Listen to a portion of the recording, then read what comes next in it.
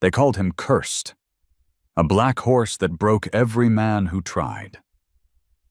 At the county auction, a young woman raised her hand with just $100, and the crowd roared with laughter.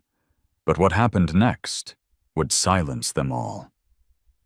In storms, in whispers, in front of the whole town, she and the untamable horse forged a bond no one believed possible. This isn't a story about taming. It's about listening.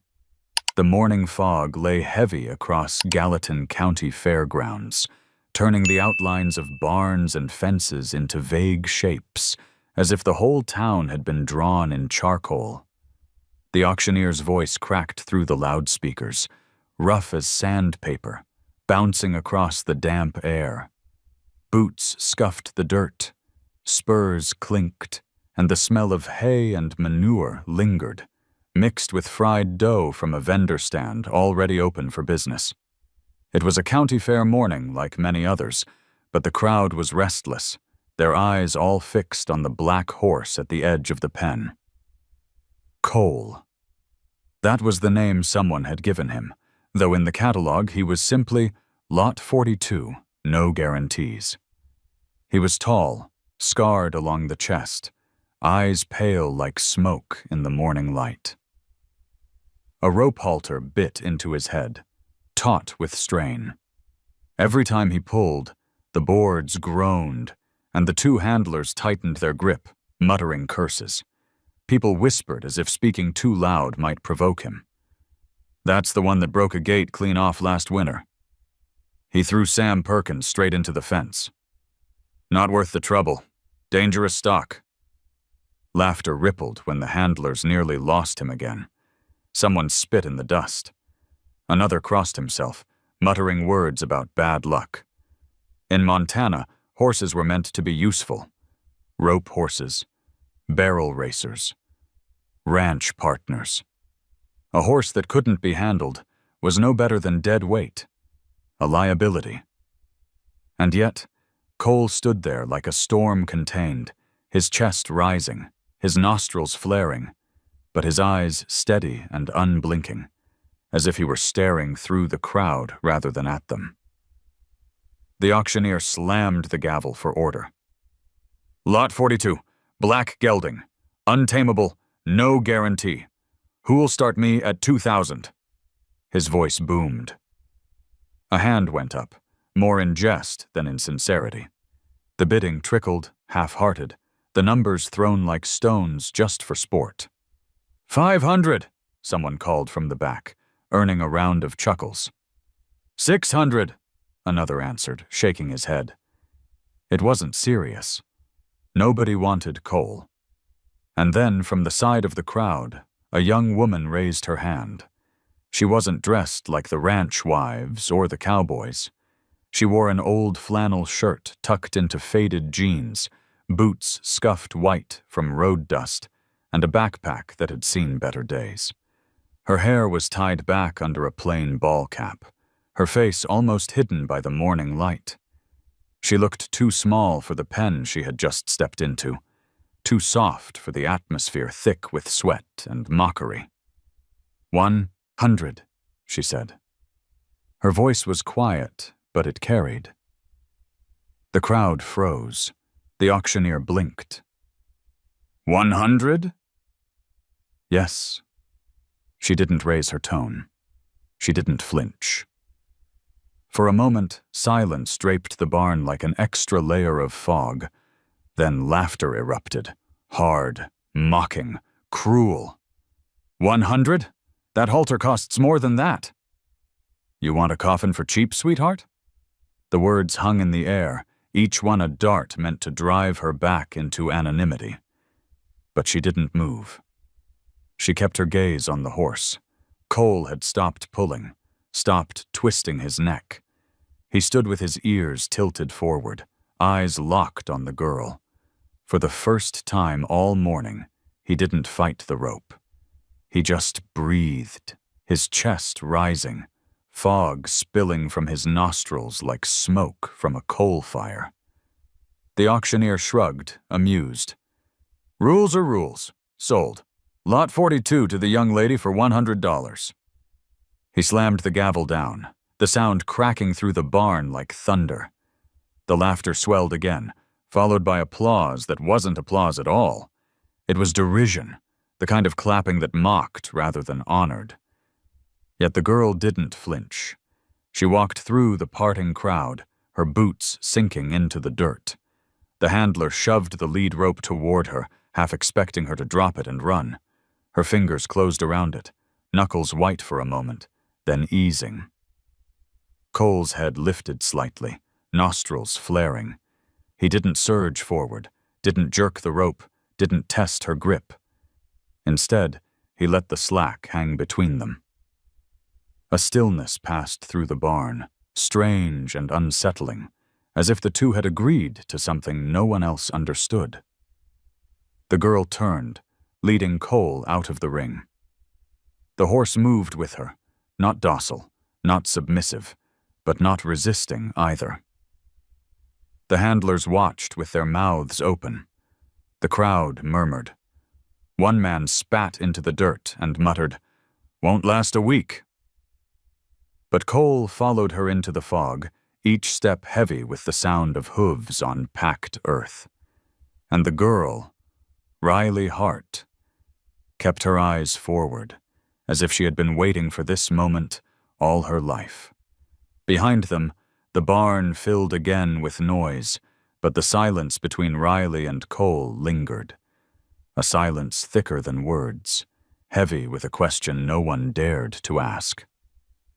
The diner sat at the corner of Main Street, a place where the neon sign buzzed even in daylight, and the smell of bacon grease clung to the curtains.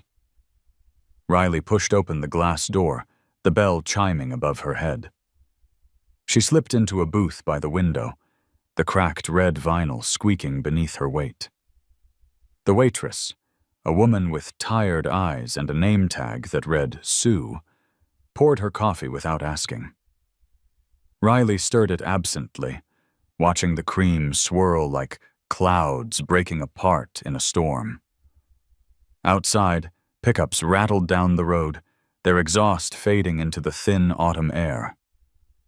Around her, the conversation was the same low hum it had been every morning for years. Cattle prices. The weather rolling off the Rockies, the rodeo coming up next weekend. But today, there was a new note, a story carried in whispers and chuckles, about a girl who bought a wild horse for $100. The words floated across booths and bar stools like smoke. She'll regret it. Doesn't know what she's in for. Riley kept her gaze down, tracing the rim of her mug. She wasn't here to defend herself. She had learned long ago that explanations rarely changed minds. The pie came out, purple with huckleberries, crust flaking like dry leaves. Riley cut it carefully, chewing as though each bite were a ritual to keep her hands steady. From the corner of her eye, she caught the reflection in the glass. Cole, tethered outside to a rail, head lowered, ears swiveling at every sound of traffic. He looked too big for the street, too dark for the bright painted signs. People passing by stopped to stare, some shaking their heads, others pulling their kids closer. Cole didn't move, didn't test the rope, just stood there with his pale eyes fixed on the horizon. A man in a cowboy hat slid into the opposite booth, uninvited. His belt buckle gleamed, and the smell of leather and tobacco clung to him. "You're the girl," he said, voice flat. Riley didn't answer. He leaned forward. "That horse? He's not a project, he's a death sentence. Folks around here know better. You'd be smart to cut your losses." He tapped the table for emphasis, leaving a circle of dust on the formica. Riley lifted her gaze just long enough to meet his eyes, then lowered it again. "He's not yours," she said softly. The man laughed under his breath, a sound without humor, and pushed back from the booth. Not yet, he muttered before leaving. Sue refilled Riley's cup, her eyes lingering in a way that wasn't judgment, but pity. Sweetheart, you know what they're saying? That horse is cursed. That's why the bidding went like it did. Riley nodded, though she wasn't listening. Outside, Cole shifted one hoof, a small circle in the dirt, then went still again. Something about his stillness spoke louder than the gossip. He was waiting, but not in fear. Waiting the way someone does when they recognize something familiar in a stranger. The bell chimed again, and a boy darted inside, cheeks red from the cold. He carried a paper sack of popcorn, the kind sold at the fair, kernels spilling through a tear. He stood near Riley's booth, hesitating.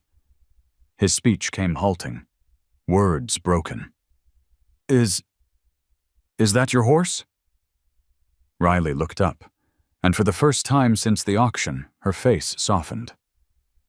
Yes, she said.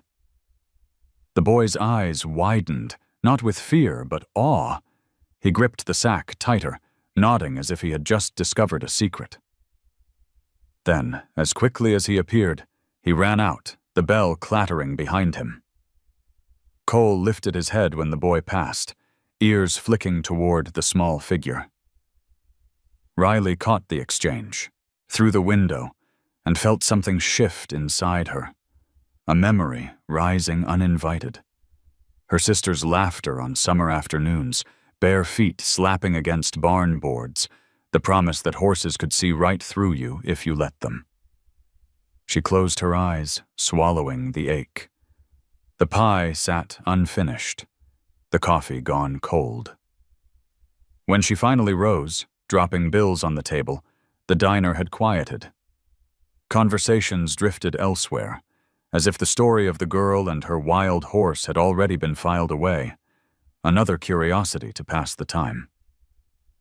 Riley stepped outside, the cold air biting her skin. Cole's gaze met hers, steady and unreadable, the fog of his breath mingling with hers.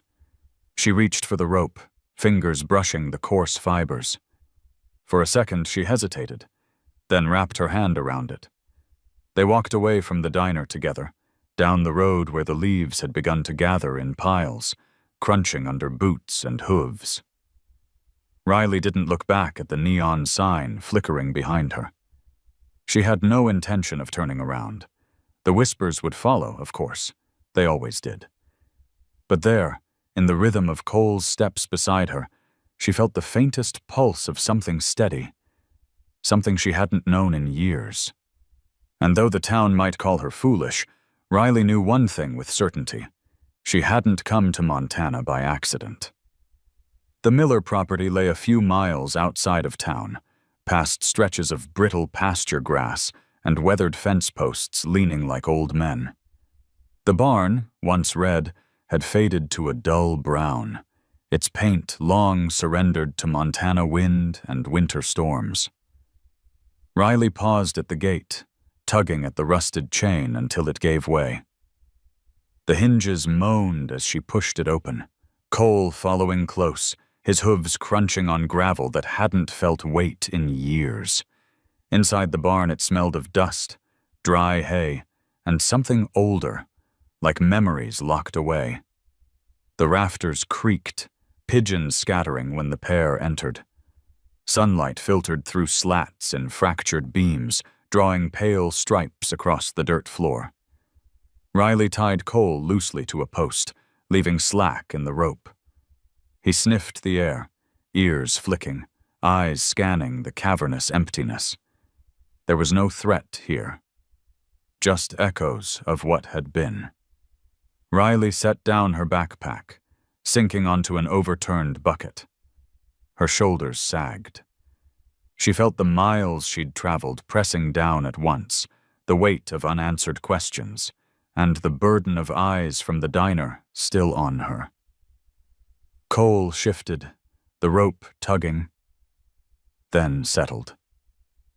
They sat in silence, two strangers under the same roof, breathing in rhythm. The wind pressed against the barn walls, a hollow groan carrying the scent of wet earth. Riley closed her eyes, the sound stirring something she had tried to bury. She hummed a melody, soft and uneven, a lullaby her sister once sang on hot summer nights when the crickets were loud enough to drown out sorrow. The tune trembled at first, almost breaking, but then steadied. Cole's ears turned toward her. His body eased, his breath slowed, and for the first time since the auction, his muscles didn't look like coiled wire. He lowered his head, the long sigh of a creature letting go. Riley watched, her throat tightening. She hadn't expected a response. She barely expected him to stay tethered. But there it was.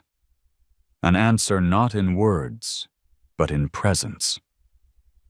She wrapped her arms around her knees, holding on to the silence like it was a rope across a chasm.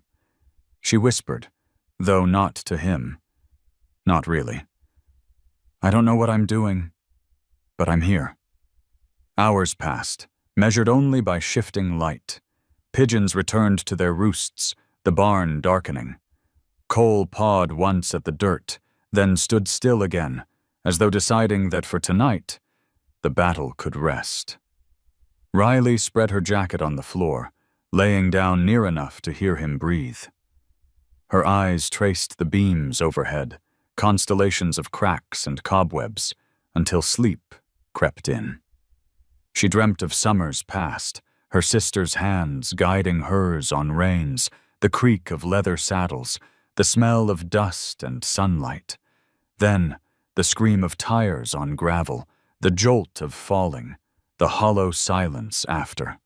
She woke with her cheek against the barn floor, breath ragged, her heart refusing to slow. Cole shifted nearby, the steady thump of his hooves anchoring her back to the present.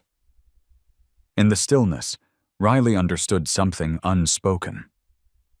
Cole wasn't only the horse everyone called Untamable, he was a mirror. His scars, his defiance, his silence, they were her own. And maybe that was why she had raised her hand at the auction. Not out of recklessness, not to prove anyone wrong, but because she recognized him before anyone else did. The night thickened, the barn settling into quiet again. Riley pulled the jacket tighter, eyes heavy. Cole's breath filled the space, deep and steady, the kind of sound that could make a person believe in second chances. The world outside might have laughed, but in this hollow barn, something fragile was beginning to take root. When morning light broke through the slats, Riley rose stiff and sore, brushing hay from her jeans. Cole blinked at her, calm, no rope burn on his neck, no fight in his stance. She reached out but stopped inches short, letting her hand fall back to her side. "Not yet," she whispered. She would wait. For now, walking side by side toward the day ahead was enough. Together, they stepped out into the crisp autumn morning. The barn sighed once more behind them, wood groaning as if exhaling relief that it was no longer empty. Morning peeled the chill off the pasture in thin blue ribbons. Frost clung to the grass like the last polite guest at a long party, reluctant to go. Riley walked the fence line with a hammer and a pocket of nails, tapping the loose boards one by one. Cole kept pace on the inside, shadowing her steps with an almost ceremonious calm. He didn't tug the rope, she didn't shorten it. They'd moved like two clocks finally ticking to the same quiet hour. Traffic from the highway sighed in the distance, a faraway river of engines. Somewhere a dog barked and then apologized to the silence by stopping. Riley paused to breathe, to let the cold wash through her and clear the sediment on the bottom of her thoughts. She'd slept the kind of sleep that doesn't fix you so much as hold you until you feel held. When she glanced back, Cole stood squared and listening, ears flicking toward her hum. The lullaby she didn't even know she was humming again. The mailbox by the gravel drive had been leaning since yesterday. She set the hammer aside and righted it, opening the tin door with a squeal. Inside, circulars, a local paper, a single envelope with her name printed in small, careful letters. Riley frowned. She hadn't told anyone she was here. She tore it open with her thumb. A folded sheet slipped out, lined notebook paper, a drawing in pencil, a black horse under a crooked barn roof, a carrot on the rail. At the bottom, in tidy capitals, "For your horse, Eli." Riley turned toward the barn and found the carrot already there, balanced on the rough top plank as if a tiny ceremony had been performed at dawn. Cole had noticed it too. His neck arched, not lunging, just measuring. He took one step, stopped, lifted the carrot with his lips, and dropped it again like testing whether the world would punish him for wanting something. When nothing bad happened, he nosed it once more and took a slow, thoughtful bite. The crunch traveled across the quiet, like small thunder. "Good," Riley said without moving closer, as if a louder word might spook the moment. "Take what's given." By 10, the sun had warmed the tin roof to a soft ping. A dust devil stitched itself across the far end of the pasture and unstitched just as fast. A pickup rolled to a stop near the gate, an old Chevy with a front fender held in place by hope and primer. The passenger door opened with protest. Out hopped a boy in a Seahawks beanie 2 sizes too big, a brown paper sack clutched to his chest, sneakers whitening in the frost. He stopped when he saw the horse fully, stopped, and went still the way only kids and deer do, from a combination of respect and awe. "Hey there," Riley called, tone easy as the wind, making sure the air stayed soft around the arrival. "You Eli?" He nodded, then swallowed, and the word came slow, careful, like he'd sanded off its sharp edges. I didn't mean to. Maybe I should." "It's okay," she said. "You drew this." His face tipped toward a grin that didn't quite know how to be confident yet. Yes, I saw him. At the fair. I sell popcorn sometimes. People said he was bad, but he looked like he was just trying to stand still." Riley felt the sentence climb into her and sit down beside the ache she thought she'd left in another state. She walked to the rail, kept her hands where Cole could see them, and set her spine against the post so she was part of the fence. "That's a good way to say it," she answered. "Sometimes standing still is brave." Eli stepped closer in increments, as if he were measuring the air between intention and consequence. "Can I? If you want, you can put the carrot on the rail again," she said. "Let him decide." The boy moved with a box turtle's caution. He placed the carrot and retreated one full step. Cole swung an ear, then the other. Riley watched the horse's breathing, how the ribs widened and narrowed like tide. He approached with a single, deliberate step, lifted the carrot, and chewed, eyes half closed, as if listening to the crunch from somewhere inside his skull. When he finished, he blinked at Eli as though that were the whole language. "I saw the gift. I took it. I know you were here." Eli let out a breath he might have been holding since birth. I didn't think he'd take it." "Me neither," Riley said, and they both laughed, the kind that ruffles a day into brightness. From the porch, Hank Miller waved with 2 fingers and went back to the repair manual splayed across his knees. He'd come out earlier with coffee and advice Riley hadn't asked for, the way some men hand you a wrench and a story at the same time. The house behind him was a museum of lived-in. Photographs of a younger Hank, a woman with warm eyes, a dog with a head too large for its body. On the side table lay a stack of envelopes about property taxes, insurance renewals, a flyer offering to refinance at low mortgage rates. Hank had tapped the stack with a sigh and said only, "World don't care if you're tired, but it'll sometimes let you rest." The line had stuck to Riley's ribs. "Is he yours?" Eli asked now, not out of legal curiosity, but out of a child's holiness around belonging. "He's his," Riley said, then added, "We're working on something." Eli nodded like he'd expected that answer all along.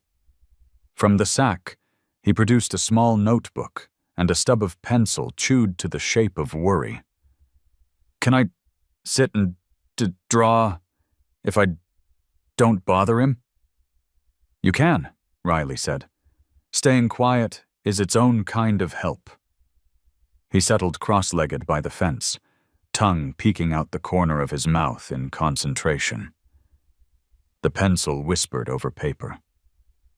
Every few minutes, he glanced up to catch the angle of Cole's shoulder, the set of his jaw, the way the forelock fell like a curtain over one eye. Cole, as if understanding that being seen and being watched are different verbs, drifted closer to the rail, not enough to touch, just enough to be near. Wind slid down from the bridgers and scattered the shadows. Hank coughed once, then again, the scrap of a winter he never completely shook. Inside the house, the landline rang once and gave up. Telemarketers selling everything from home insurance to credit cards, and the kind of promises that sound like salvation until you read the fine print. Riley ignored the ring the way you ignore a cloud you can't move. A pickup slowed on the road and pulled onto the shoulder. Riley knew the outline before the door opened. Cole Whitaker, broad and pressed, his hat a precise geometry against the sky. He leaned his forearms on the top rail with a proprietary ease that made the fence look like something he owned because everything did. "Afternoon," he said, like a man who had invented afternoons. "Heard you've started a little project." Riley kept her breath like glass, unbroken, transparent. "Just feeding him, fixing the fence."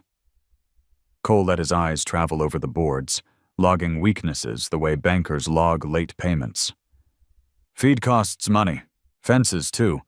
Vet bills, farrier, liability. A lot of folks don't factor that in." He smiled without warmth. "You get in a bind, my offer stands. I can take that problem off your hands. Cash. No questions." Eli stilled so completely even his breath seemed to listen. Riley let the silence have weight before she spoke. "He's not a problem," she said. "He's a horse." Cole tapped the rail, the sound polite and sharp. "A horse that's put men in the ER. Stories grow antlers when they leave the barn," Riley said. "We're starting small. Space, quiet, food." She nodded toward the notebook on Eli's knees. "We're working on letting him be seen." Cole's smile thinned. He glanced at the boy, at the carrot tops like green flags in the dirt. "Well," he said, "be sure your, what is this? Equine therapy doesn't spook anybody. County doesn't like complaints." He tipped his hat to no one in particular and went back to his truck. When the engine turned over and the dust rose, it felt like a curtain falling on a scene that had been written before either of them arrived. After the truck's growl had softened back into the day's hum, Eli looked up. "He doesn't like you," he said to Cole, as if reporting weather. Riley laughed softly. "That's okay. We don't require his friendship." For lunch, Hank brought out sandwiches wrapped in wax paper and a jar of pickles that tasted like someone had told them a good joke. They ate on the rail, feet dangling, the kind of stillness that feels like work done well. Cole grazed on the safer side of the fence, tearing grass with a sound like paper, slowly ripped and mended at the same time. When Eli finished his drawing, he held it up. The horse looked as if he were listening to something only he could hear. Riley swallowed a heat behind her ribs she didn't expect. "That's beautiful," she said. "You want to leave it here? I'll put it where I can see it from the stall." Eli considered, then nodded. I can make more," he said, shyly proud, "if you need." "I do," she answered. "Turns out we all do." Clouds shouldered each other across the afternoon. Riley carried a water bucket to the trough, letting it brim and tremble. Cole came when she stepped back, lowering his muzzle until the surface bowed. He drank like a prayer, and then, without warning, swung his head and breathed against her forearm. Not a nuzzle, not yet, just breath, warm and damp, a fog you could wear. Riley didn't move. She steadied her own breathing to his, counted a slow 4 in, 4 out, the way a person steadies a boat by rocking with the lake instead of against it. Eli saw it happen, his pencil pausing in midair. "He trusts you," he whispered. "He tried the idea on," Riley said. "Maybe it fits." Toward evening, the sky took on that copper tone that makes even busted trailers look noble. Eli packed his notebook, tucked the paper sack under his arm, and stood. "I can come by after school. I can bring more carrots," he added hurriedly. "I'll ask my mom. She works at the county office. She's good with forms and stuff." He flushed, unsure if forms mattered in the kingdom of horses. "They do," Riley said, thinking of liability waivers and permits, of all the adult words that try to keep wonder in safe boxes, terms and conditions, privacy policy, disclaimers that say love is fine as long as you initial here. "Tell your mom thank you." Eli waved to Cole, a small, awkward salute. The horse lifted his head, ears forward, and for a heartbeat the boy looked taller, like being seen had lengthened his bones. He jogged to the truck where a woman waited, dark hair in a bun, the county seal on her windbreaker. She gave the scene a long look, then lifted 2 fingers in a cautious hello. Riley returned it. The truck rolled away in a plume of gravel that took its time settling back to earth. "Kid's got good eyes," Hank said from the porch, not looking up from his manual. "So does the horse," Riley answered. They worked through the last of the boards before dusk, the hammer's music gentle and true. When the sun let go of the edge of the field, the temperature dropped a notch you could feel in your teeth. Riley uncoiled a longer lead and clipped it to Cole's halter, then opened the gate into the small paddock they'd decided would be tonight's experiment. Cole hesitated, then stepped through. A clean circle of dirt waited. Riley walked to the center and sat on the overturned bucket she'd used as a stool, made herself smaller than the horse, smaller than the worry. Cole started to move, slow arcs at first, nose to the ground, reading the past in the dust. He didn't look at her for a long time, which in its own way felt like honest work. When he did, he stopped. The world held its breath with him. Riley didn't speak. She kept her palms open on her knees, as if showing she carried nothing but time. The wind pulled a strand of hair across her face and left it there. Her eyes blurred, not from tears, but from the effort of not pushing, not making, not fixing. A different kind of strength than the one she used to think she needed. Cole took one step toward her, then another. He stood close enough that she could see the fine gray in the black of his coat, the whorl at his shoulder that turned like a galaxy. He lowered his head to her shoulder height and looked, really looked, one eye molten and patient. The barn exhaled. Somewhere, a late flock of geese arrowed south. Their calls dropped into the field like commas, telling the sentence of the day to pause but not end. "Okay," Riley said, the word almost a breath. "Okay." He didn't touch her. He didn't have to. The space between them knew. When the dark finally made decisions for them, Riley rose, led Cole back to the stall, and spread fresh straw. She hung Eli's drawing by a bent nail, where the horse could see it if he chose. The graphite lines caught the last scrap of light and held it bravely. Hank set a battery lantern on the post, its glow kind and ordinary. They closed the barn together, hands on the same door, and walked out into the cool like people leaving church quietly, the benediction still warm on their backs. At the porch, the kettle clicked. Riley poured tea into 2 chipped mugs, steam flowering. She sipped and let the day arrange itself behind her eyes. Cole shifted once, the soft thud of hooves settling the straw. A good night sound. The moon climbed over the ridge as if it, too, had decided to stay. "Tomorrow," Hank said, and it was both plan and blessing. "Tomorrow," Riley agreed, and beneath the word was something steadier than hope, something like a promise made to the hush. The next afternoon carried a sharpness that hinted winter was already waiting behind the hills. The sky was washed pale, the kind of color that makes even the strongest barns look tired. Riley had been mending a loose hinge on the stall door when she heard a truck roll in slow, its tires crunching the gravel like a careful question. She set her hammer down, wiping her palms on her jeans. The door opened, and out stepped a woman about Riley's age, maybe older by a handful of years, her dark braid tucked neatly into the collar of a fleece jacket embroidered with the logo of a veterinary clinic. "Afternoon," the woman said. Her voice carried a steadiness that felt practiced. She held a canvas bag by the straps, the kind filled with bottles and bandages.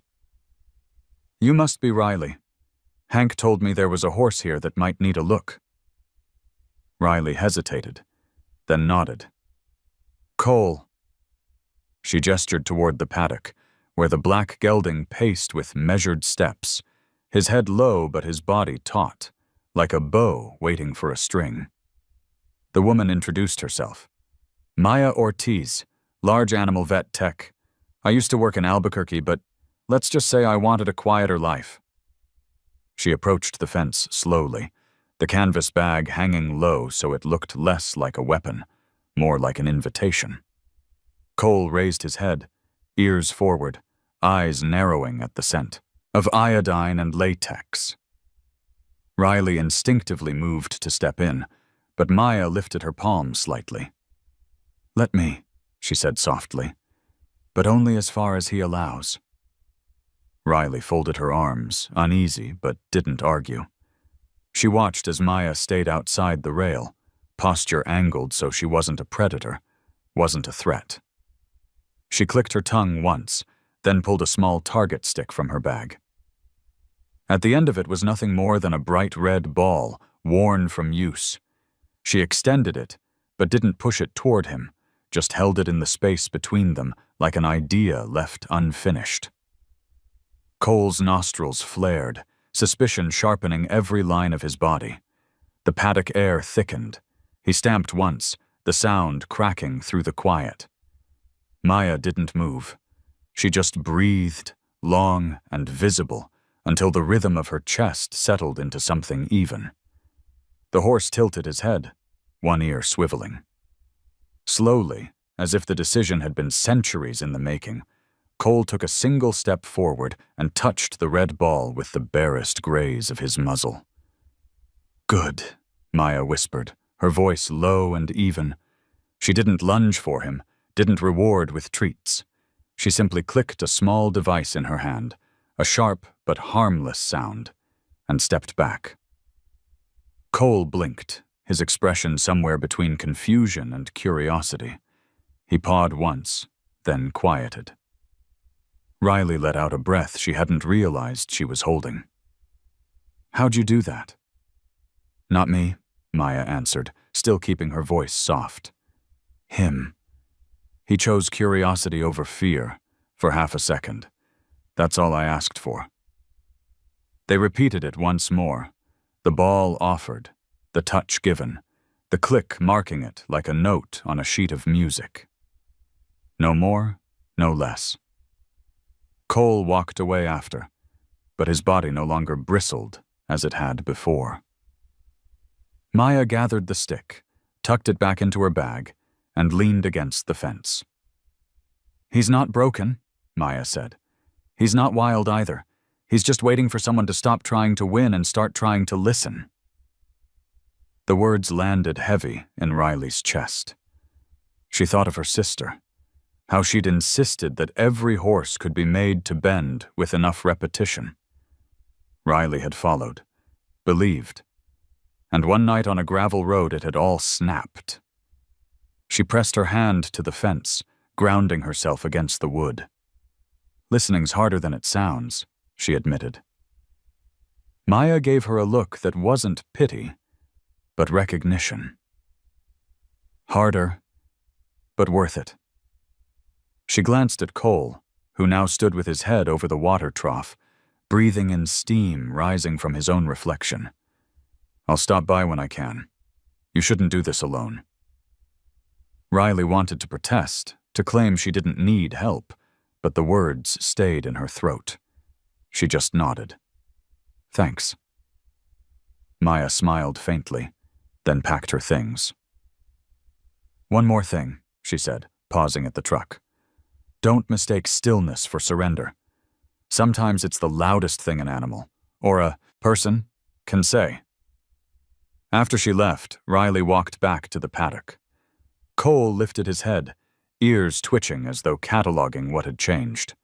She rested her arms on the rail. "You fooled them all," she murmured. "But I think she saw you." The horse shifted his weight, then lowered his head to the ground. Riley's eyes burned with the weight of memory. She thought of her sister's voice saying almost the same thing years ago in another barn. Only back then, Riley hadn't known how important the words were. The evening light bled gold across the pasture, pouring shadows long and patient.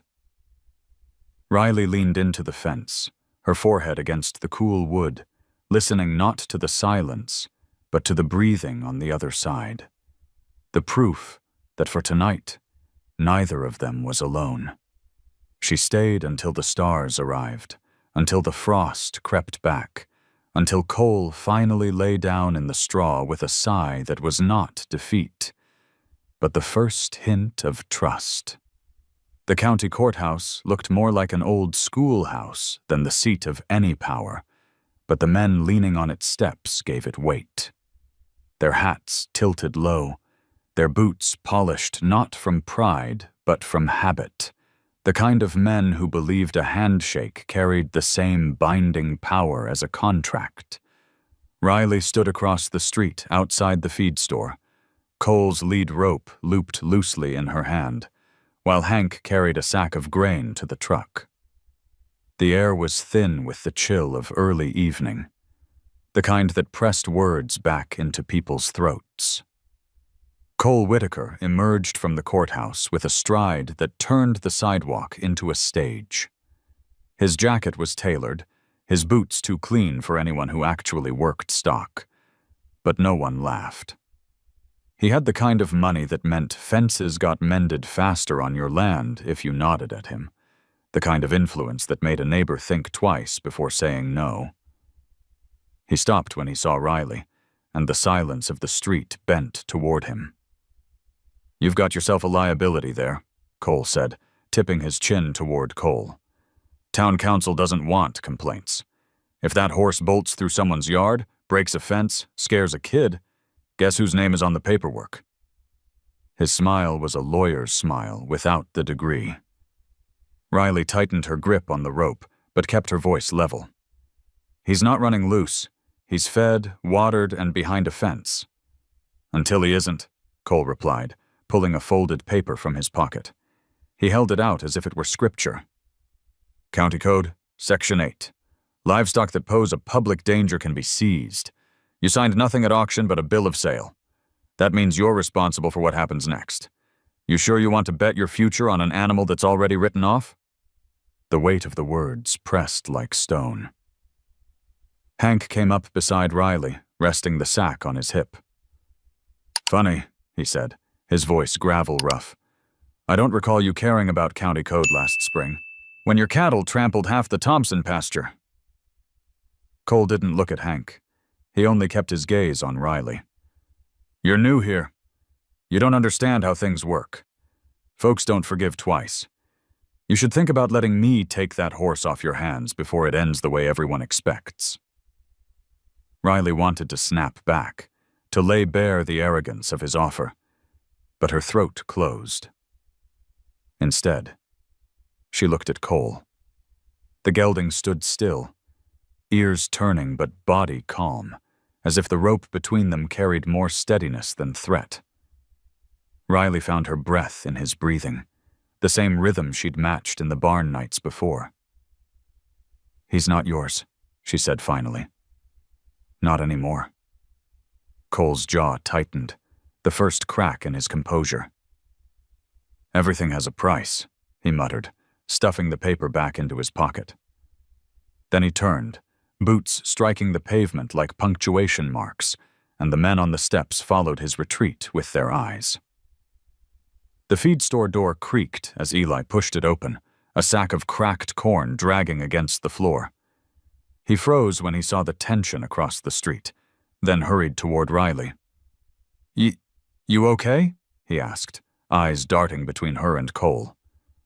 Fine, Riley said, though her hands still trembled. She crouched to help Eli lift the sack into Hank's truck. Better than fine. She forced a smile, hoping the boy wouldn't see the cracks underneath. That night back at the barn, the paper Cole had waved haunted her. She laid it on the workbench, smoothing its creases. The words blurred in the dim lantern light, the legal jargon tangling like weeds, but the meaning was clear enough. Cole could make trouble if he wanted to. The county might listen. The law wasn't built for people like her. Cole shifted in the stall, a restless weight against the boards. Riley walked over, resting her forehead against the wood. They think you're danger, she whispered. Maybe they're right. Maybe I am too. She stayed like that until her breath stopped shaking. When she finally stepped back, Cole pressed his nose through the slats, the warmth brushing her sleeve. It was nothing more than breath, but it felt like a vow. Riley closed her eyes and let it steady her. She returned to the workbench, picked up the paper, and folded it clean. Not to surrender, but to remind herself, the law of the range wasn't written only in ink. It lived in every fence mended, every meal shared, every neighbor who decided not to look away. Cole had his codes and his threats, but Riley had something he didn't. A horse that hadn't walked away when he had the chance. And maybe, she thought, that was law enough. The day began with a sky so clear it seemed almost rehearsed. The Bridger Mountains etched sharp against a pale horizon. Riley mucked out stalls with sleeves rolled to her elbows, the smell of hay dust and iron nails clinging to her skin. Cole watched her from the paddock, ears pricking, every time the wheelbarrow squeaked. A quiet sentinel in the chill. By mid-afternoon, clouds had begun to gather with the stealth of wolves, piling heavy and dark. Hank stepped onto the porch, squinting at the horizon. "That's not weather to ignore," he muttered. Riley wiped her brow and felt the shift in the air herself. The sudden stillness, the uneasy quiet of birds gone missing. By the time she had hauled the last bale into the loft, the first growl of thunder rolled low across the fields. Cole stamped once, his head snapping high. Riley dropped the pitchfork and hurried to the paddock, her boots sinking in the damp earth. The wind picked up fast, tearing leaves from the aspen grove and scattering them like frightened hands. Then the sky split open with lightning, so near it burned her eyes. Cole surged, rope straining against the post, muscles rippling like storm water against rock. "Easy," Riley said, her voice too thin against the roar.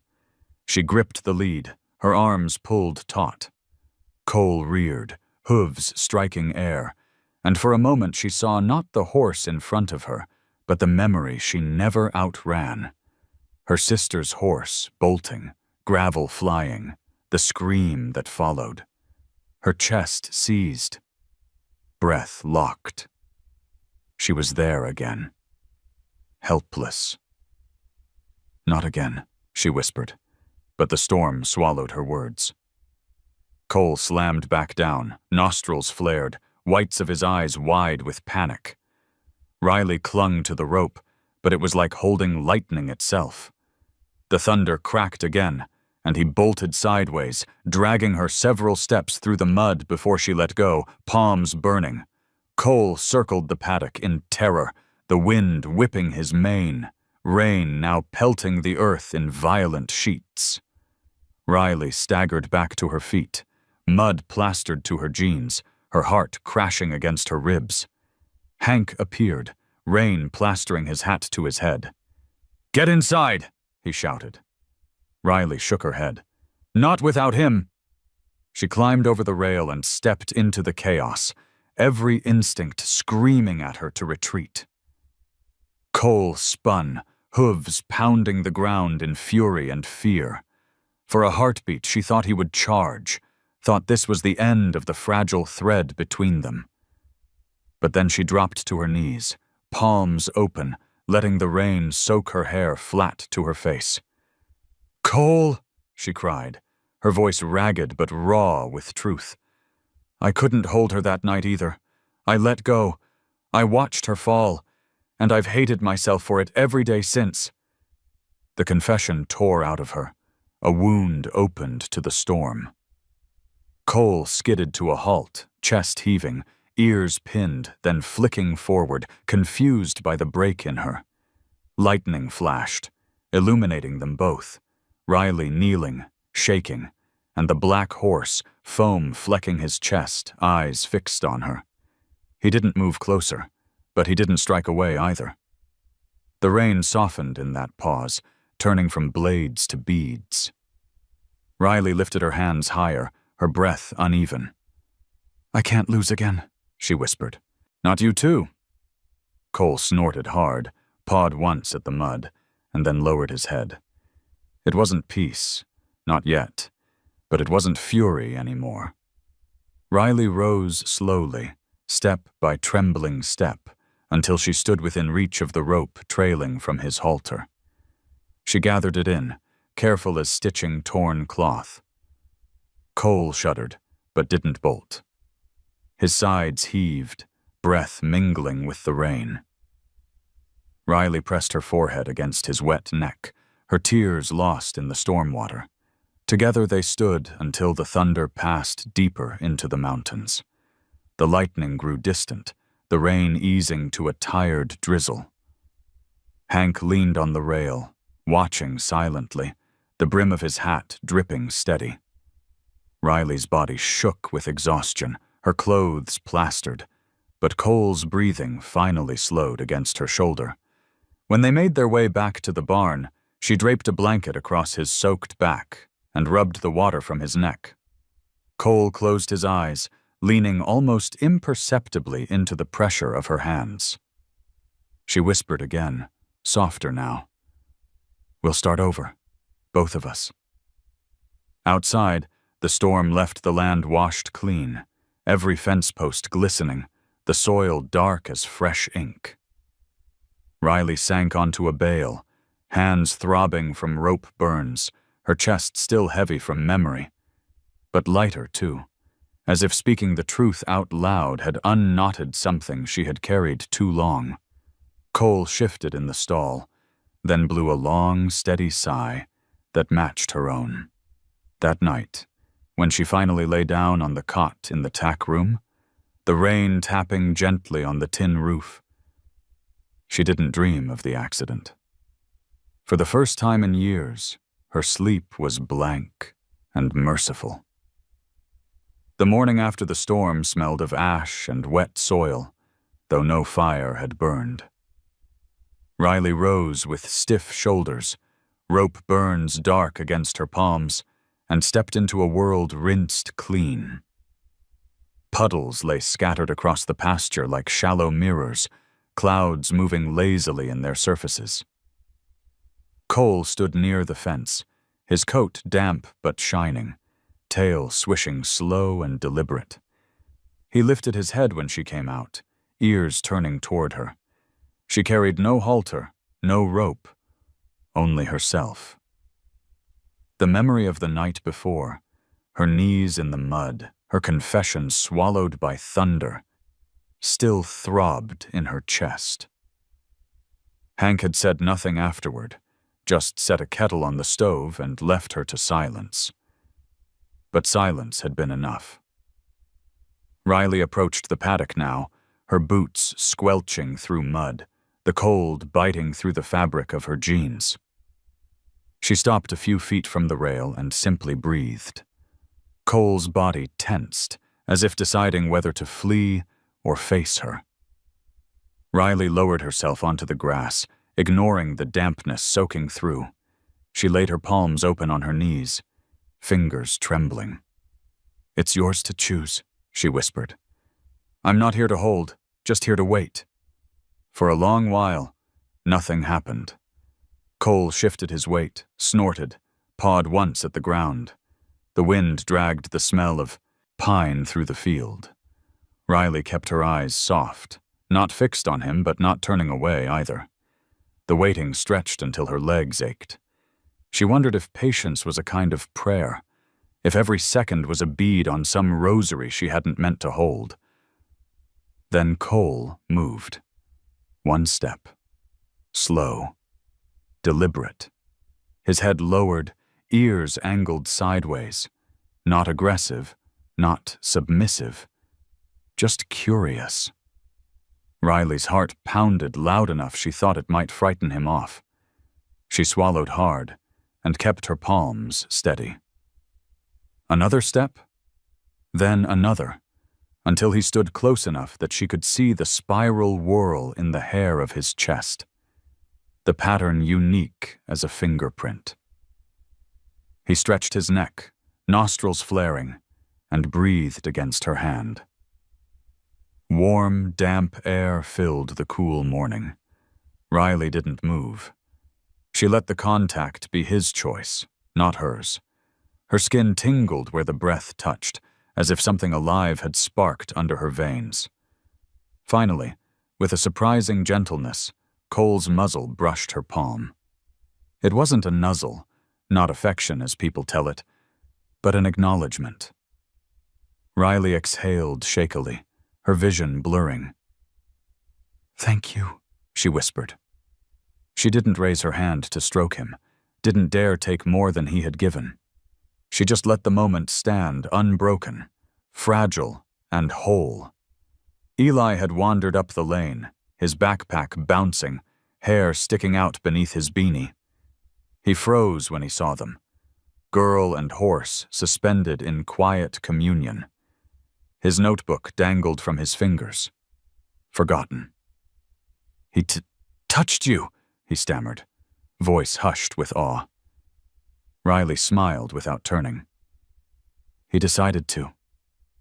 The boy sat cross-legged in the grass, sketching quickly, trying to capture the fragile geometry of distance and trust. Cole flicked an ear at the sound of pencil scratching, but didn't step away. Riley remained still until her knees throbbed and the damp soaked deep. When she finally eased back, Cole didn't retreat. He followed a step, as if reluctant to let the moment end. Later, when the sun had climbed higher, Maya arrived in her dusty truck, a thermos of coffee in hand. She leaned against the rail, watching with a small nod. "That's it," she said quietly. "That's the shift. You didn't pull him. He came." Riley didn't answer, afraid words might cheapen what had happened. Cole returned to grazing, but something in his posture had softened. His tail swished not in agitation, but in rhythm with the breeze. The world felt wider for the simple act of a horse choosing to touch a waiting hand. Riley sat back on her heels, mud clinging to her clothes, a faint ache in her bones, and realized she was lighter than she had been in years. As dusk fell, she hung Eli's new drawing on the barn wall beside the old one. This one showed Cole's nose brushing an open palm, lines simple yet alive. She traced the pencil strokes with her finger, the child's perspective turning the moment into something larger than life. Hank looked at it when he came in for supper and said only, "Looks about right." That night, lying on her cot, Riley replayed the feel of breath against her skin. She thought of her sister again, but this time not with the sting of loss. Instead, she heard the echo of advice once given. "Don't force the reins. Let the horse tell you when he's ready." She hadn't understood then. She did now. Cole shifted in the straw, let out a long sigh, and Riley whispered into the dark, "We're beginning." By the time October leaned fully into the valley, the fields turned brittle gold, and the mornings tasted of frost. Riley walked the fence line daily, hammer in hand, each nail driven into weathered posts like small promises. Cole followed her along the inside, sometimes pacing, sometimes pausing to nose at the brittle weeds. He was quieter now, not tamed, not docile, but less coiled. The storm had stripped something raw from both of them, and the silence left behind felt different, less like a wound, more like an open door. That week, little gifts began to appear. At first, Riley thought they were accidents, a folded feed sack leaning against the gate, half a bale of hay left near the porch. Then came a bag of carrots, tied shut with twine. No note. One morning she found a coil of rope, still smelling faintly of the hardware store, set neatly on the fence post as though the giver wanted no credit. Riley turned each item over in her hands, wondering which neighbor had chosen to step quietly into her struggle. Hank only shrugged. "Town's watching. Some want to see you fail.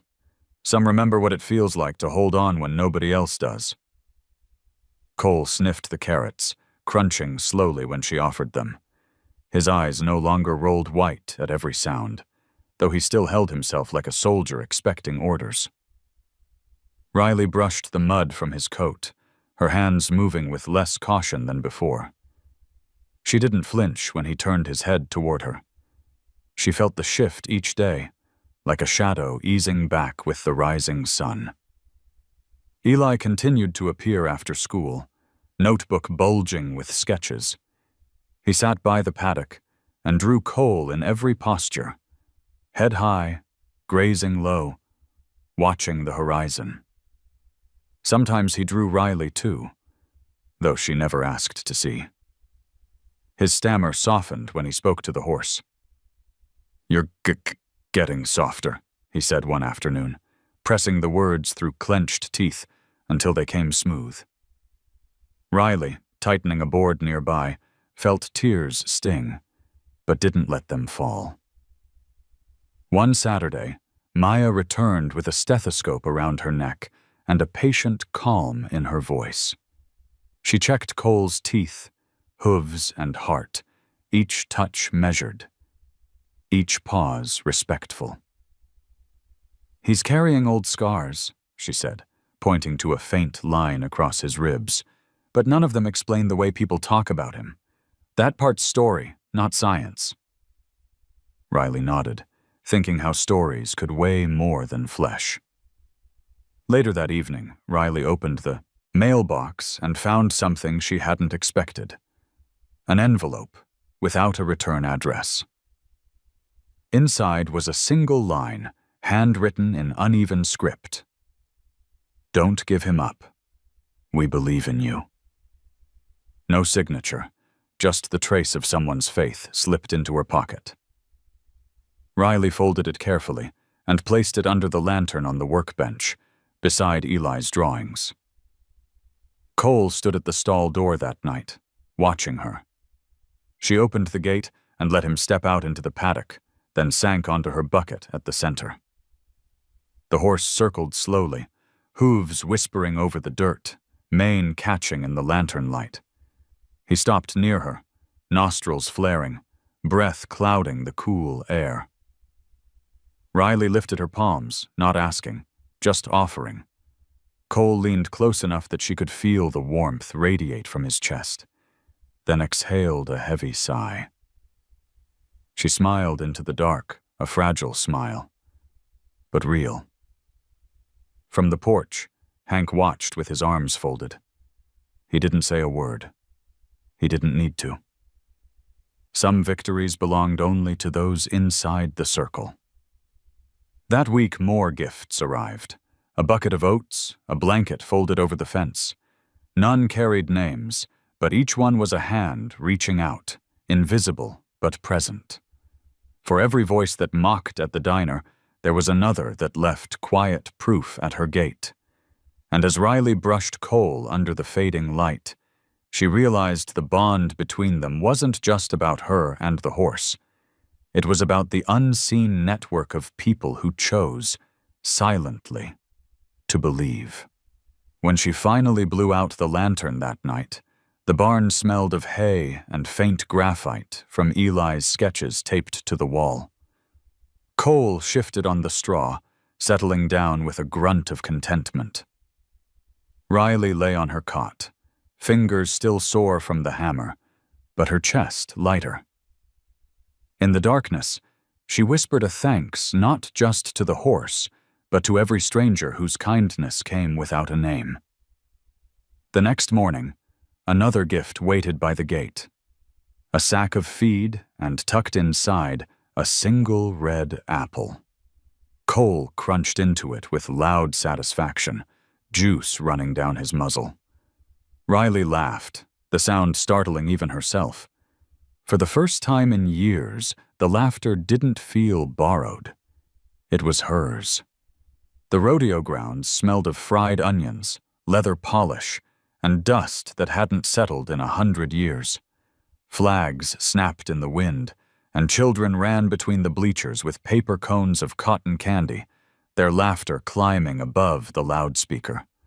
Riley stood behind the panels of the round pen, hands clammy despite the cold. Cole shifted beside her, the lead rope trailing loose. His ears twitched at every clang of metal, every cheer rising from the arena. He wasn't panicked, but he wasn't calm either. His breath pushed out in hot clouds, each exhale a question. She hadn't wanted to come. Hank had argued for it, saying people needed to see more than gossip. Maya had agreed, insisting that even one quiet demonstration could shift a town's story. Eli had begged, his notebook clutched to his chest, promising to draw every moment so Cole wouldn't be forgotten. And so here she was, boots sinking in churned dirt, her pulse louder than the announcer's drawl. When the gate clanged shut behind them, the noise of the fair faded into something more contained, like being sealed inside a drum. Cole tossed his head once, testing the space. Riley unclipped the rope and stepped back, her palms open, her heart hammering. The crowd hushed in surprise. No halter, no bridle, no whip. Just a girl and a horse in a circle of dust. Riley took her seat on the bucket she'd carried in, making herself small. She breathed until her ribs hurt, until the sound of her own lungs steadied the ground beneath her. Cole circled the pen once, twice, his muscles tense but measured. The bleachers murmured, whispers carrying. "She's crazy. That horse will kill her. Wait and see." But Riley didn't move. She kept her gaze soft, not a challenge, not an invitation. She simply was. Cole slowed, his hooves sending small puffs of dust into the sunbeam slicing across the pen. He turned one ear toward her, then the other. Finally, as if pulled by something quieter than command, he walked to the center. The crowd drew a collective breath. Cole stopped before her, head lowering inch by inch, until his muzzle hovered at her shoulder. Riley lifted her hand, not to grab, not to direct, just to show it was empty. Cole touched it, the same way he had days before in the paddock, but now in front of the whole town. A silence fell heavier than any cheer could. The announcer's microphone clicked useless, forgotten. Even the midway ride seemed to pause. Eli, perched on the lowest bleacher, pressed pencil to paper so hard it snapped. He didn't care. His wide eyes drank the sight. Hank stood at the rail, his hat low but his grin unmistakable. Maya folded her arms, the smallest nod affirming that the choice had been Cole's all along. Riley whispered, though no one could hear her beyond the horse. "Thank you." Cole snorted softly, as if answering. Then he lowered his head further, his forehead brushing against her chest. The hush deepened, so complete it felt like the world itself was holding its breath. When Riley finally rose, Cole followed, his shoulder brushing her arm. She walked the pen's circle once, the horse shadowing each step without rope or rein. The crowd gasped, but Riley didn't look at them. She only kept her stride even, trusting the bond more than the boards around them. They moved as if stitched together, one rhythm, one breath. At the gate, she clipped the rope back on, not because she had to, but because the ritual mattered. She led Cole out, her body trembling but her face calm. The silence behind them held for a long moment, then broke into scattered applause. Not loud, not wild, but uneasy, like people weren't sure what they had witnessed. Cole Whitaker stood near the chute, arms crossed, jaw tight. His polished boots were coated in dust now, and he didn't smile. He looked less like a rancher and more like a man watching a story slip out of his control back at the trailer. Riley rubbed Cole's neck, her hand steady despite the tremor in her chest. "We did it," she whispered.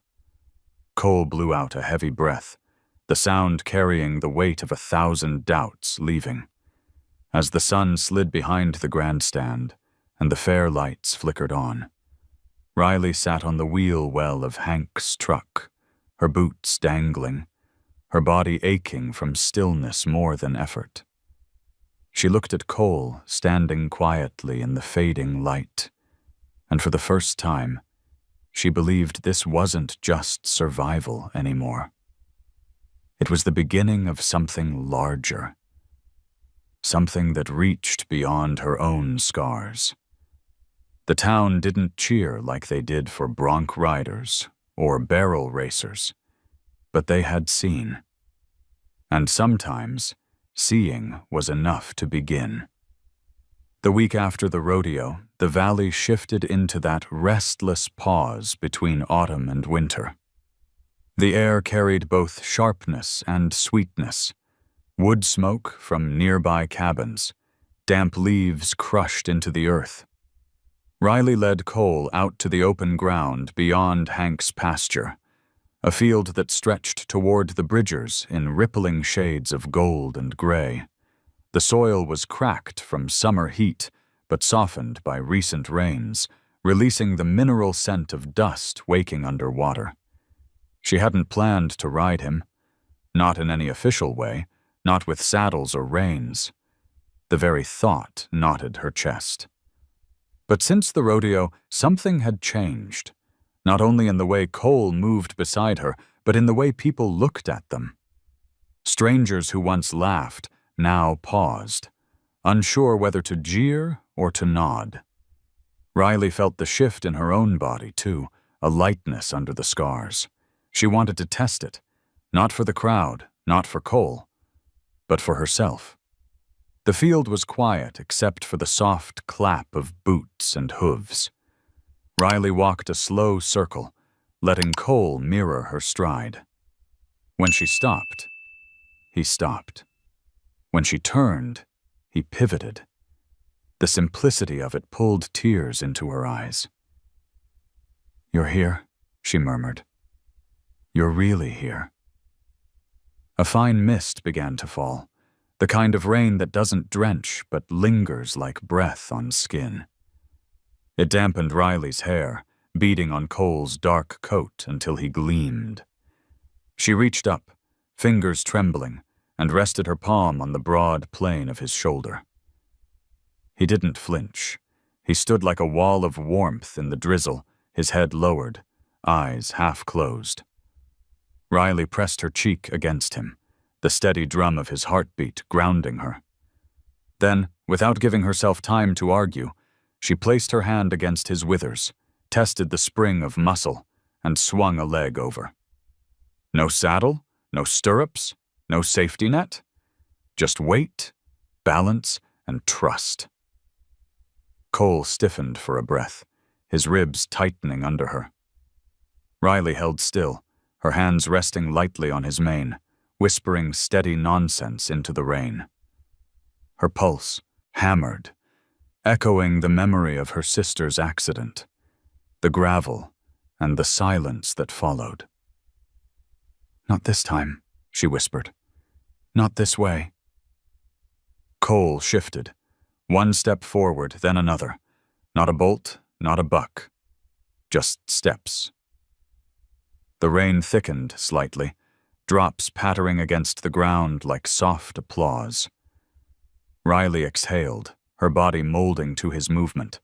For the first time since childhood, she felt what it meant to ride without fear, not because she had conquered him, but because he had let her stay. The drizzle blurred the horizon, turning the world into watercolor. Riley tilted her face upward, rain mingling with tears she didn't bother to wipe. Cole's stride steadied, his muscles rolling beneath her, each step a heartbeat they shared. She closed her eyes and let the rhythm carry her. When she finally slid down, her boots landing soft in the wet grass, Cole turned his head and huffed against her chest. Riley laughed through her tears, a raw sound, half relief, half disbelief. She pressed her forehead to his, whispering, "You gave me back something I thought was gone." From the edge of the field, Eli had been watching, rain soaking his beanie flat against his head. He clutched his notebook under his jacket to shield the pages, his eyes wide. "You rode him?" he stammered when Riley walked back. "Just for a little while," she admitted. "Enough." Maya arrived later, her truck tires spitting mud, headlights slicing the mist. She didn't scold, didn't warn. She only handed Riley a towel and said, "You both look lighter." Hank, on the porch, lit his pipe and shook his head, though his grin betrayed pride. That evening, Riley dried Cole's coat with a rough blanket, rubbing warmth back into his skin. He leaned into the pressure, tail flicking lazily. She taped Eli's newest sketch, her astride the black horse, rain slanting around them, beside the others on the barn wall. The paper curled slightly in the damp, but the image glowed in the lantern light. When Riley lay down that night, the smell of rain still clung to her hair, and for the first time in years, she dreamed not of falling, but of flying low across a field, a black mane whipping against her cheek. The first frost came heavy that week, silvering the fields until they looked forged from steel. Riley woke to see her breath plume in the tack room, the kettle slow to boil on Hank's old stove. Cole's coat had grown thicker, his body adjusting to the season, but his eyes remained sharp, restless in their own way. The valley was quiet, the kind of quiet that feels fragile, as though one wrong sound could shatter it. It was broken by the crunch of tires. A black pickup pulled into the yard, its chrome grille catching the low sun like a sneer. Cole Whitaker stepped out, boots polished, hat angled, the smell of cologne sharp even in the crisp air. Two men followed him, silent, standing back with arms crossed. Cole walked forward as though the place belonged to him, as though every nail in Hank's barn had been hammered by his money. Riley came out, tugging her jacket tight. Cole raised his head over the paddock fence, ears pinning briefly before flicking forward again. Cole tipped his hat in mock courtesy. "You've done well," he said, his voice smooth, like a salesman practiced on courthouse steps. "Word spread. Folks say you even sat on him. Impressive." He paused, letting the silence stretch, then added, "But a showpiece like that shouldn't rot in an old barn. I'll take him off your hands, 10 times what you paid." He drew a checkbook from his pocket, the pen already uncapped. Riley's throat tightened, not from temptation but from anger. She could almost hear the mockery in the bleachers again, the laughter when she raised her hand at the auction. Now the same people whispered respect only because Cole had proven them wrong. But Cole didn't care about respect, only ownership. "I'm not selling him," she said evenly. Cole chuckled, the sound thin. "Everyone sells eventually. That's how this world works. Everything has a price. You've patched fences, fed him on scraps and handouts. I know what hay costs, what vet bills look like. You think these gifts from neighbors will keep coming? People are fickle. Cash is steady." He wrote a figure on the check, the ink bold against the paper, and held it out. "This could buy you a roof, a truck that runs, maybe a life not chained to a liability." Riley didn't look at the paper. She looked at Cole. The horse's breath puffed in slow clouds, his eyes fixed not on Cole, but on her, as if waiting for her to decide what kind of person she would be. Riley's chest loosened, her choice as clear as the frost on the fence rails. "You're right," she said softly. Cole's smile widened. "Everything does have a price, but not this." She tore the check clean in half without even touching it, the sound of ripping paper loud in the frozen morning. The two men behind Cole shifted, uneasy. Cole's smile faltered, then hardened. "You're making a mistake," he said. "That horse is marked. He's not a partner. He's a danger. When, not if, he snaps, you'll remember this day." Riley stepped closer to the fence, her hand brushing the rough wood. "If he snaps, I'll be here. That's the difference between us. You buy what you want. I stay with what I choose." For a moment, the yard held its breath. Cole snorted and stomped once, as if punctuating her words. Cole shoved the torn check back into his pocket, his jaw tight. "This isn't over," he muttered, turning on his heel. The truck roared to life, gravel spitting under its tires as it pulled away. Riley's knees trembled as the sound faded. She leaned against the fence, exhaling hard. Cole stretched his neck over the rail, brushing his muzzle against her sleeve, the gesture so subtle she almost missed it. She smiled despite the ache in her chest. "Not for sale," she whispered, as though promising both him and herself. That evening, Eli came by with another sketch.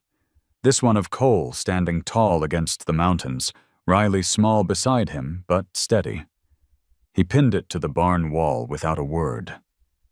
Hank studied it, pipe smoke curling around his face, and finally said, "Looks like the boy's seeing clearer than most men in this town."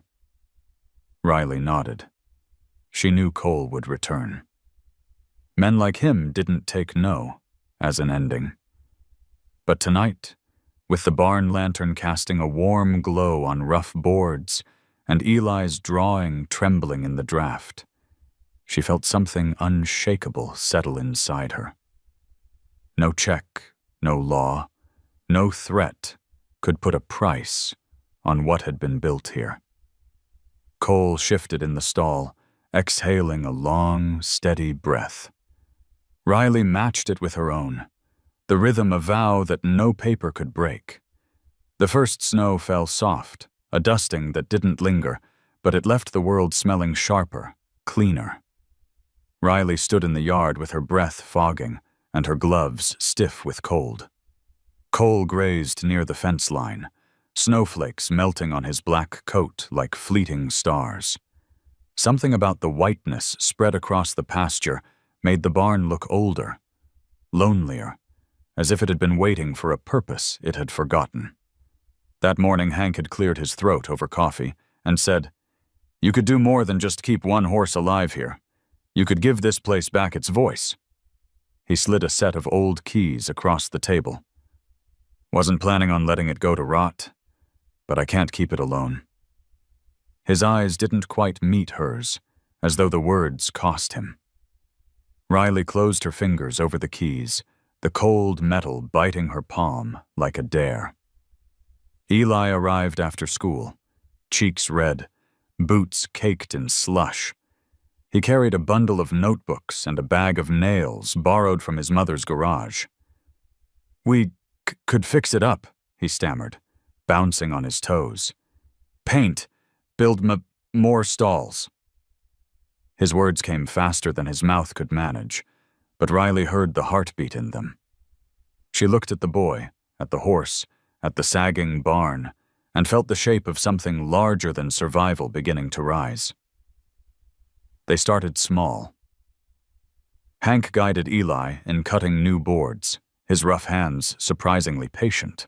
Maya brought ointments, brushes, even an old tack trunk she said no one at the clinic used anymore. Neighbors who had once only left anonymous gifts began appearing in daylight. Mrs. Donnelly from the diner sent pies and a stack of spare blankets. The widower from the feed store brought lumber in the back of his truck. They came not with speeches, but with tools, food, and silence that spoke louder than words. Riley painted the words, "Second Chances," on a plank above the barn door, the letters uneven but steady. She hung it with Hank's help, their boots crunching on the frost-hardened ground. Cole watched from the paddock, ears swiveling as hammers rang. When the sign was finally in place, Riley stepped back, paint still under her fingernails, and felt the barn breathe in again. It no longer sagged in defeat. It stood waiting, ready to shelter more than just one broken horse. The first to arrive was a thin chestnut mare with a dull coat and a limp from an old tendon injury. Her owner, a trucker with eyes sunk deep from too many nights on the road, admitted he couldn't care for her anymore. "She deserves better than the back of my lot," he said, his voice rough. Riley took the lead rope, nodding once. Cole watched as the mare stepped into the stall beside him, his ears flicking, but his body calm, as though he knew the barn had grown.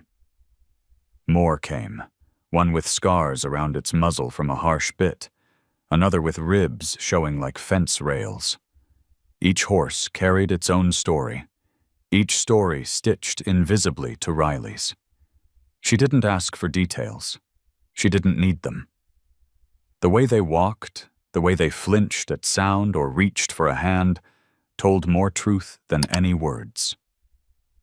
Cole stood among them like a sentinel, neither dominant nor submissive, simply present. His steadiness seemed to anchor the others, as if his choice to stay gave them permission to try. Eli filled his notebooks with sketches, walls of graphite horses in every pose. He left pages taped to the stalls, rough lines that somehow carried tenderness. It helps them know they're seen, he explained, though his face burned with shyness. Riley tacked the drawings beside each nameplate, and soon the barn walls looked like a gallery of healing. At night, Riley lay on her cot, listening to the shuffle of hooves, the slow rhythm of horses settling. The barn smelled of hay and fresh pine boards, of leather polish and wood smoke drifting from Hank's stove. She whispered into the dark, "Second chances," and the words felt heavier than prayer, heavier than law. They were promise and defiance all at once. One evening, as snow fell steady and the lantern light glowed golden, Maya leaned against a stall door and said, "You've built more than a barn here, Riley. You've built a refuge. For them, for you, maybe even for the rest of us, who've been carrying things too long." Riley didn't answer. Her throat was too tight. She only reached out and brushed Cole's neck as he breathed warm against her shoulder. Outside, the valley lay hushed under snow, but inside the barn, life pulsed. Horses that had been discarded now chewed hay contentedly, their breath rising like smoke. A boy who once struggled to speak now hummed while he sketched. An old man who had thought his land was finished now found himself guiding hammer strokes again. And a girl who had carried grief like a chain found herself holding keys instead. Riley looked at Cole, his dark form steady among the others, and whispered, "We didn't just survive. We began." By late November, the Bridger Mountains wore crowns of snow, their slopes already shadowed by the long fingers of early dusk. The wind moved restless through the valley, carrying the scent of pine and wood smoke, rattling the tin roof of the new stalls Riley and Hank had built. The days were shorter, the work heavier, but the barn, second chances, was alive in a way the land hadn't seen in years. Horses shifted in their beds of straw, chewing hay with slow rhythm, their breath rising like steam from hidden springs. Riley worked until her hands cracked, until her shoulders ached from lifting water buckets and splitting wood. But tiredness didn't feel like defeat anymore. It felt like belonging. Each creak of the boards under her boots reminded her that the barn had been saved, repurposed not just for her, not just for Cole, but for a growing family of the unwanted and forgotten. She moved down the aisle, brushing the chestnut mare with the tendon scar, checking the ribs of a young bay gelding left thin by neglect. They lifted their heads toward her, not with fear now, but with the soft expectation that she would come back tomorrow. Cole stood at the far end, larger than the others, his black coat deep against the glow of lantern light. When Riley approached, he turned his head slowly, eyes steady, no longer filled with the fire of resistance, but with a quieter kind of strength. She laid her hand against his neck, the rough hair thickened for winter, and whispered, "Look what you started." He blinked, lowered his head, and pressed it gently against her shoulder in answer. Eli arrived after school most evenings, stomping his boots clean at the door, his cheeks ruddy with cold. He no longer hid his notebook, instead pinning sketches directly to the stall doors. His drawings had changed too. They weren't just portraits now, but scenes. The chestnut mare dozing, Hank and Riley hammering a new gate, Maya brushing mud from Cole's hooves. He drew the barn as it was, imperfect but whole, and in his lines the animals seemed to stand taller, as if the boy's pencil had given them back what the world had tried to take. Riley taped each sketch with care, the walls slowly transforming into a gallery of persistence. One Sunday, the town gathered for the potluck at the church hall. Riley hesitated at the doorway, still unused to so many eyes.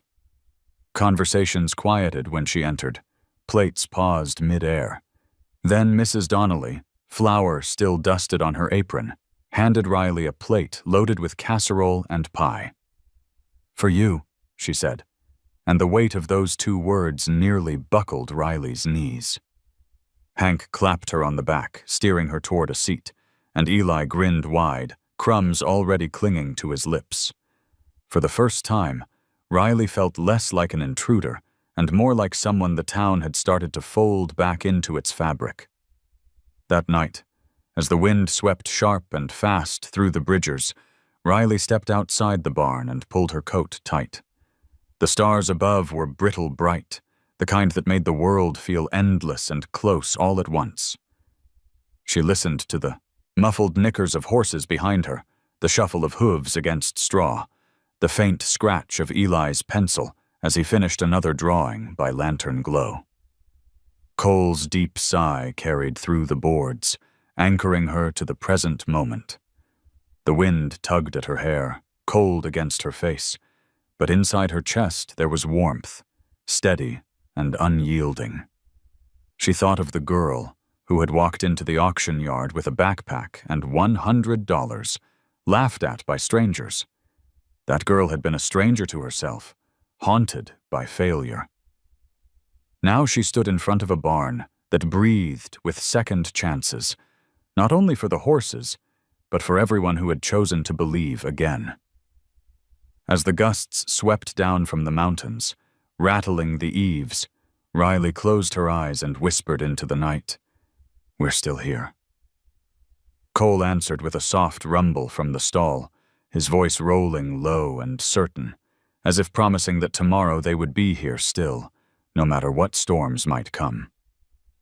Snow had begun to linger in the hollows by December, curling white around fence posts and gathering in the seams of the barn roof. The valley carried a silence that was not empty but full, the kind that made each hoof step sound like a word spoken aloud. Riley pulled her scarf tighter as she crossed the yard, her boots crunching in rhythm with Cole's steady pace beside her. The sign above the barn, "Second Chances," swung gently in the wind, the paint already weathered by cold, but holding fast. Word had spread farther than she ever expected. Families from neighboring towns began arriving, some shy, some broken in their own ways, leading horses that had been deemed unrideable, untrainable, or simply unwanted. One after another, they stepped into the barn, and none were turned away. Cole watched each arrival from his stall, his eyes steady, his presence quiet but anchoring. He had become more than a horse in their eyes. He was a kind of testimony. On the morning the town gathered again, not at the rodeo but in the wide square by the church, Riley led Cole without halter or rope. The crowd parted, their breath visible in the cold air. Cole Whitaker was there too, his hat pulled low, his expression a mask of disdain. But this time, his shadow didn't stretch across the gathering. The people stood between him and the girl he had once tried to dismiss. Riley stopped in the center, Cole at her side. She laid a hand against his neck, feeling the warmth beneath winter coat. "I didn't come here to prove anything," she said, her voice carrying in the crisp air. "Not to tame him, not to turn him into something he isn't. I came to listen. And when I did, I realized he was never the broken one. We were. The words hung, caught by the silence. Children pressed closer to their parents. Men shifted their boots. Women folded arms against the cold. But no one turned away. Eli stepped forward, clutching one of his sketches, and pinned it to the old bulletin board. By the church door, Cole and Riley, side by side, no rope between them. A ripple passed through the crowd, not applause, not cheers, but a deeper acknowledgement. Cole lifted his head, eyes sweeping over the people, then lowered it until his muzzle brushed Riley's shoulder. She didn't move, didn't try to make it into a performance. She only closed her eyes and let the gesture speak for them both. The sound of his breath rolled through the square like a blessing. Cole shifted, muttered something under his breath, and walked away, his boots striking the frozen ground. No one followed. His power had been silence. Now that silence belonged elsewhere. When it was over, Riley led Cole back through the snow-dusted streets, past the diner where laughter had once mocked her, past the feed store where whispered bets had been placed. People didn't jeer this time. Some nodded. Others simply stood aside, letting her pass. It was enough. That evening, lanterns glowed warm in the barn as Riley spread hay for the new arrivals. Horses shifted in their stalls, tails swishing, the barn alive with the sound of chewing and the comfort of company. Eli taped another sketch to the wall. A whole barn filled with horses, Cole at the center, light radiating outward. Hank studied it, pipe smoke curling above his head. "Looks about right," he said, just as he had months before. Maya leaned against the stall door, her hands in her pockets. "You didn't tame him," she said quietly. Riley nodded. "I didn't have to." Later, after everyone had gone, Riley sat in the straw with Cole beside her. She leaned into his warmth, listening to the steady rhythm of his breathing. The barn creaked, snow slid from the roof, the world settled into the deep quiet of winter. She whispered into the dark, words meant as much for herself as for him. "You were never meant to be conquered. You were meant to be heard." Cole shifted, exhaled, and lowered his head until it rested briefly against her shoulder. It was not submission, not ownership, but recognition. And in that quiet moment, Riley felt the circle close. Not an ending, but the beginning of a life measured not in victories or losses, but in the simple, defiant act of listening. Outside, the Bridgers stood white against the night sky, the wind carrying only the softest sound through the valley. Inside, a girl and a horse breathed together. Untamed and unbroken, their silence louder than any applause. If this story touched your heart, let me know in the simplest way. Just drop a 0 or 1 in the comments, and I'll know you were here with us. Don't forget to subscribe, because the next stories will take you even deeper into the bond between people and horses. Moments of pain, hope, and healing you won't want to miss.